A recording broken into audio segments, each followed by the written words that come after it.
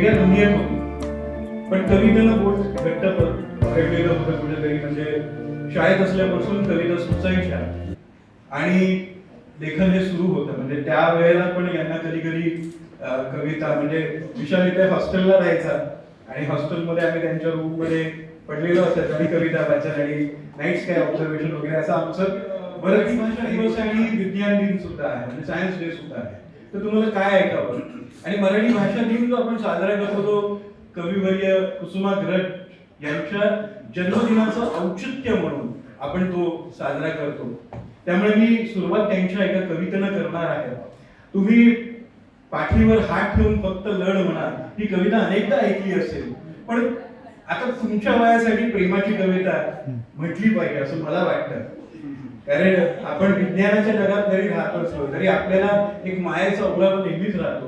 आणि आमच्या गुरुजनांनी म्हणजे कुसुमाग्रजांनी काय लिहून ठेवलंय हे मी तुम्हाला सांगायचा प्रयत्न करतो. की ते म्हणतात, पुरे झाले चंद्र सूर्य, पुरे झाल्या तारा, पुरे झाले चंद्र सूर्य, पुरे झाल्या तारा, पुरे झाले नदी नाले, पुरे झाला पारा. मोरासारखा छाती काढून उभा राहा, मोरासारखा छाती काढून उभा राहा, जाळासारखा नजरेत नजर बांधून पहा. सांग तिला, सांग तिला तुझ्या मिठीत स्वर्ग आहे सारा. शेवाळलेले शब्द आणि यमकछंद करतील काय, शेवाळलेले शब्द आणि यमकछंद करतील काय. डांबरी सडकेवरती श्रावण इंद्रधनु बांधतील काय. उन्हाळ्याच्या ढगासारखा हवेत राहशील फिरत, उन्हाळ्याच्या ढगासारखा हवेत राहशील फिरत. जास्तीत जास्त 12 महिने बाई बसेल झुरत. मग तुला लगीन चिठ्ठी आल्याशिवाय राहील काय. प्रपोज कर नाहीतर लगीन चिठ्ठी म्हणजे मग तुला लगीन चिठ्ठी आल्याशिवाय राहील काय. म्हणून म्हणतो जागा हो जाण्यापूर्वी वेळ. प्रेम नाही अक्षरांच्या भातुकलीचा खेळ. प्रेम म्हणजे वणवाहून जाळत जाणं, प्रेम म्हणजे वणवाहून जाळत जाणं. प्रेम म्हणजे जंगल होऊन जळत राहणं.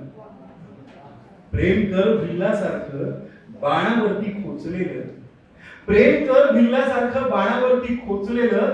मातीमध्ये उगवून सुद्धा मेघापर्यंत पोहोचलेलं.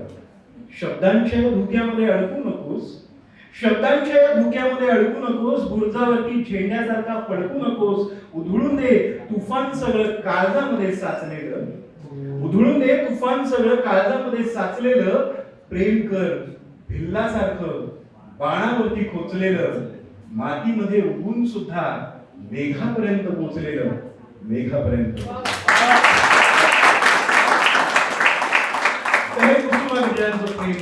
आणि फेब्रुवारीचा महिना आता संपत आलेला आहे. पण फेब्रुवारीचा महिना आपल्यासाठी किती महत्वाचा आहे ते आपल्याला 14 तारीख म्हणजे मध्यावरती आल्यावर कळतच.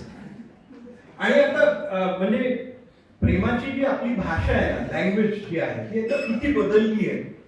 म्हणजे ती येते आणि ती जेव्हा जाते तेव्हा आपल्याला मनाची डिस्क जी आहे त्याला मी हार्ड डिस्क किंवा हार्ड डिस्क असं म्हणतो. म्हणजे तुमची परिभाषा म्हणजे मी आता मगाशी काही जणांचे लेक्चर्स इथे ऐकत होतो आणि पुन्हा त्या विश्वात गेलो होतो. इथे जे टेक्नॉलॉजी आणि ती भाषा वगैरे सगळी कानावर पडत होती. आणि गंमत म्हणजे मी आता काही कवितांमध्ये नकळतपणे रेड शिफ्ट ब्लू शिफ्ट अशा गोष्टी म्हणजे ती दुरावली म्हणून मी रेड शिफ्ट वगैरे लिहिलं होतं, बरोबर ना. आणि का मी स्वतःला इंटिग्रेट करत जगतोय हृदयापासून मेंदूपर्यंत as if I am fighting from minus infinity to plus infinity. असं मी त्यावेळेला लिहिलं होतं. मग हार्ड डिस्क मध्ये काय आहे, तर हार्ड डिस्क कशी आहे. हार्ड डिस्कच बदलता आली तर मनाची, हार्ड डिस्कच बदलता आली तर मनाची किंवा करता आली मेमरीतून डिलीट नाती. हार्ड डिस्कच बदलता आली तर मनाची किंवा करता आली मेमरीतून डिलीट नाती. ते प्रसंग त्या भेटी तुझं नाव तुझ्या भोवती पिंगा घालणार अस्तित्वाचं गाव. ते प्रसंग त्या भेटी तुझं नाव तुझ्या भोवती पिंगा घालणार अस्तित्वाचं गाव. मनाचा ड्रायव्हरच निकामी केलाय व्हायरसने. प्रेमाचा व्हायरस कधी येतो कधी शिरतो काही कळत नाही. मनाचा ड्रायव्हरच निकामी केलाय व्हायरसने, ज्याचा उपलब्ध नाही अँटीव्हायरसही. फॉर्मॅट करावं स्वतःला तर इन्स्टॉलेशनचे सारे प्रोग्राम्स तू घेऊन गेलीस. म्हणजे काय करत सृष्टी होऊन जाते तेव्हा जाते. फॉर्मॅट करावं स्वतःला, तर इन्स्टॉलेशनचे सारे प्रोग्राम्स तू घेऊन गेलेलेस. आता आयुष्यच रिसायकल बिन मध्ये टाकायला हवं. आता आयुष्यच रिसायकल बिन मध्ये टाकायला हवं. रिसायकल बिन मध्ये टाकायला. आता आम्ही इतके जुने नाही झालो, पण तरी सुद्धा आता ती जेनझी, अल्फा, बीटा, गॅमा, अभी आपको क्या क्या आगे सहन करना है पता नहीं. मतलब कौन से नए एक्सीलरेटर आने वाले हैं पता नहीं, पर वो आएंगे. पर ये प्यार की परिभाषा बदलती रहती है ना. तो रिसाइकल बिन में डालने से पहले आपको अपने घर पे जो दो इंसान होते हैं, मतलब तुम्ही घरी जेव्हा पोहोचता किंवा तुम्ही कधी घरी जात नाही, तर दोन जण तुमची वाट बघत असतात. ते म्हणजे तुमचे आई वडील, बरोबर ना. त्यामुळे आपलं आयुष्य इतकंही स्वस्त नाहीये की कुठली मुलगी गेली म्हणून आपण रिसायकल, हा म्हणजे रिसायकल झालं पाहिजे पण बिन मध्ये नाही टाकलं, हे फार महत्वाचं. तर त्यासाठी आता मराठी कवितेमध्ये किंवा कवितेमध्ये कुठेही मला जनरली काय होतं माहितीये का, आईच्या कविता खूप सापडतात. म्हणजे आई महत्वाची असते, पण नकळतपणे आपण वडिलांना कुठेतरी बाजूला टाकतोय की काय, अशी भावना माझ्या मनात निर्माण झाली. मग एक अचानकपणे कविता सुचली, वडिलांवरची कविता. खरं म्हणजे आई वडील ही संसार रथाची दोन चाकं आहेत, आणि ही दोन्ही चाकं जेव्हा एकाच वेगाने पळतात ना, तेव्हा आपल्यासारखी मुलांची आयुष्य मार्गी लागलेली असतात. तर आई वडील दोघे काय आहेत ते समजून सांगतो तुम्हाला. आईच्या कविता वाचताना विचार आला की आई असते आपलं सर्वस्व. आईच्या कविता वाचताना विचार आला की आई असते आपलं सर्वस्व, कारण तेच असतं आपलं पहिलं नातं, आणि असते तोंडओळख जगाची. किती सहजतेने आपल्याला स्वतः रुजवून घेणारी आई म्हणजे असते मुळासारखी, ज्यावर फुलत जातं आपलं पान न पान. पण या मुळाला घट्ट आधार देणारी बाप नावाची माती, तिला तर पण असं वाईट टाकतो. आई असते ज्योत, करते प्रकाशमान आपलं आयुष्य जळत राहून स्वतः. आई असते ज्योत, करते प्रकाशमान आपलं आयुष्य जळत राहून स्वतः. तर बाप असतो समई, ज्यात त्याने ओतलेलं असतं आपल्या घामाचं तेल पोरांचं आयुष्य उजळवण्यासाठी. ज्योत सर्वांनाच दिसते, ज्योत सर्वांनाच दिसते, पण समय सुद्धा जळतेच ना. दिसत नसलं तरी आपल्या शरीरात त्यांचं रक्त धावतच ना. आई असते रेशमी गोधडी, जिच्या धाग्या धाग्यात दडलेली असते उबदार माया. आई असते रेशमी गोधडी, जिच्या धाग्या धाग्यात दडलेली असते उबदार माया. तर बाप असतो वटवृक्ष, ज्याच्या आधारावरच बहरत जाते आपली छाया. आई असते कुंभार, करते मातीवर संस्कार.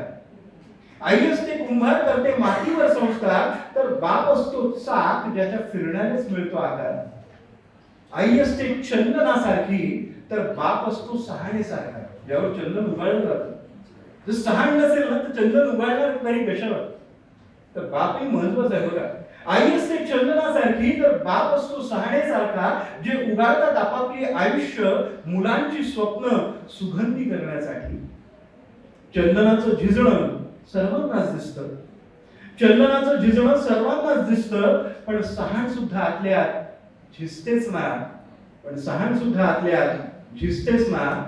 आईच्या कविता वाचताना विचार आला की आई सुद्धा असते आपलं सर्वस्व, तर बापही असतो घरादाराचं अस्तित्व. बापही असतो घरादाराचं अस्तित्व.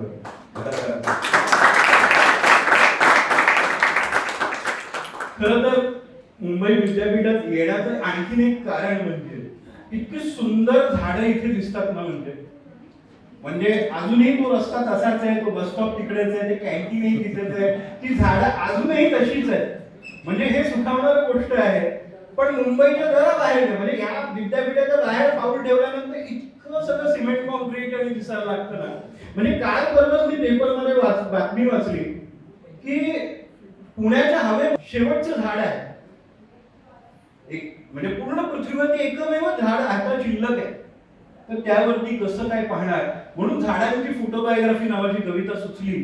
फोटोबायोग्राफी हे असं पुस्तक असतं ज्याच्यामध्ये फक्त फोटोज असतात आणि खाली कॅप्शन्स असतात. कविता अशी आहे, सिमेंटची जंगलं तशी नवीन आहेत आपल्याला. सिमेंटची जंगलं तशी नवीन आहेत आपल्याला, पण या जंगलात शेवटचं बहरलेलं झाड दिसलं तर आश्चर्य वाटायला हरकत नाही. मग ते झाड उपटायचं मुळासकट की तिकीट लावून एनकॅश करायचं म्युझियम. मग ते झाड उपटायचं मुळासकट की तिकीट लावून एनकॅश करायचं म्युझियम. राहिला प्रश्न ऑक्सिजनचा, तोही निर्माण करू प्रयोगशाळेत. राहिला प्रश्न ऑक्सिजनचा, तोही निर्माण करू प्रयोगशाळेत किंवा घडवू बदल डीएनए कार्बन डायऑक्साईड पचवण्यासाठी. ओझोनची छत्री ही शिवून घेऊ झाडांच्या सालींनी. ओझोनची छत्री ही शिवून घेऊ झाडांच्या सालींनी अथवा आकाशालाच फासू सनस्क्रीन लोशन. ओझोनची छत्री ही शिवून घेऊ झाडांच्या सालींनी अथवा आकाशालाच फासू सनस्क्रीन लोशन. या मातीत आधी झाडही रुजायची हे सांगण्यासाठी प्रकाशित करू झाडांची फोटोबायोग्राफी. या मातीत आधी झाडही रुजायची हे सांगण्यासाठी प्रकाशित करू झाडांची फोटोबायोग्राफी. तेवढीच आठवण पुढच्या पिढ्यांना झाडांची, तेवढीच आठवण पुढच्या पिढ्यांना झाडांची. सगळ्यांनी हरवलेल्या माणसांचे पोस्टर्स कुठे ना कुठेतरी पाहिले असतील. रेल्वे स्टेशन्सला, बस स्टँड वरती लावलेले असतात. मला प्रश्न पडतो, यातली जी माणसं बघितली ती कोणी लहान मुलं खूप क्वचित असतात. जनरली 30, 40, 50, 60, 70 वयोगटातली माणसं असतात. मला प्रश्न पडतो, एवढी मोठी माणसं हरवतातच कशी? मला कधी प्रश्न पडला? मला पडतो, कारण मी कवी आहे. एक वेगळा दृष्टिकोन असतो कवीचा. आणि सपोज तुम्ही त्याच्यामध्ये तुम्ही जर पोस्टर्स बघितले तर त्याच्यामध्ये सगळी माहिती असते. कधी हरवला, कुठून हरवला, काय घातलं होतं, सगळंच असतं. पण का हरवला याचा शोध जेव्हा कवी घेतो तेव्हा कविता होते. कविता अशी आहे, हरवले आहेतची पत्रकं दिसतात रेल्वे स्टेशन बस स्टँडवर ढकवलेली. हरवले आहेतची पत्रकं दिसतात रेल्वे स्टेशन बस स्टँडवर ढकवलेली. तपशील तसा नेहमीचा, वय, उंची, रंग, बांधा. तपशील तसा नेहमीचाच, वय, उंची, रंग, बांधा. कृष्णधवल छायाचित्रातून कधीच टाळता न येणारा. ब्लॅक अँड व्हाईट पोस्टर्स असतात. कृष्णधवल. तपशील तसा नेहमीचाच, वय, उंची, रंग, बांधा. कृष्णधवल छायाचित्रातून कधीच टाळता न येणारा. मी संपर्कासाठी क्रमांकही. न राहून मी लावतो फोन. न राहून मी लावतो फोन. जाणू पाहतो परिजनांकडून त्या व्यक्तीचं नेमकं काय हरवलं होतं हरवण्याच्या दिवशी. न राहून मी लावतो फोन. जाणू पाहतो परिजनांकडून त्या व्यक्तीचं नेमकं काय हरवलं होतं हरवण्याच्या दिवशी. जी व्यक्ती इतकीही नाही लहान अथवा वेडसर. जी व्यक्ती इतकीही नाही लहान अथवा वेडसर. जिचं सुटावं जत्रेत बोट आणि फिरत राहावी जगाच्या आकाश पाळण्यात भोवळ येईस तोवर. जिला सापडू नये आपल्या घराचा रस्ता, आठवू नये शहर. जिला सापडू नये आपल्या घराचा रस्ता, आठवू नये शहर. कोणता ऋतू, कुठलाच प्रहर. उरू नये उगवत्या मावळत्या दिवसाची भ्रांत. उरू नये उगवत्या मावळत्या दिवसाची भ्रांत. जिच्या नावातील मी तेव्हाच मरण पावल्याचीही बोचू नये खंत. तो नेमका कोणता दिवस होता ज्या दिवशी त्या व्यक्तीनं तोडले घरी परतण्यासाठी लागणारे मनाचे मेंदूशी असलेले जीपीएस सिग्नल. असतात ना जीपीएस सिग्नल, म्हणून आपण आपल्याच घरी जातो संध्याकाळी. तो नेमका कोणता दिवस होता ज्या दिवशी त्या व्यक्तीनं तोडले घरी परतण्यासाठी लागणारे मनाचे मेंदूशी असलेले जीपीएस सिग्नल. कुठल्याच नजरेनं ओळखली नाही तिच्या मनातली खळबळ. जिचं सापडेलही कदाचित ठाव ठिकाणा पण मन नसेल थाऱ्यावर. जिचा सापडेलही कदाचित ठाव ठिकाणा पण मन नसेल थाऱ्यावर. नात्यातील बाष्पही उडून गेला असेल वाऱ्यावर. यावर समोरचा फोन केव्हाच कट. यावर समोरचा फोन केव्हाच कट. आणि माझा चेहरा हरवले आहेतच्या पत्रकावर पेस्ट. यावर समोरचा फोन केव्हाच कट आणि माझा चेहरा हरवले आहेतच्या पत्रकावर पेस्ट. तपशिलासाठी माझ्या कवितांतील काही तुकड्यांसकट. तपशिलासाठी माझ्या कवितांतील काही तुकड्यांसकट. काही तुकड्यांसकट.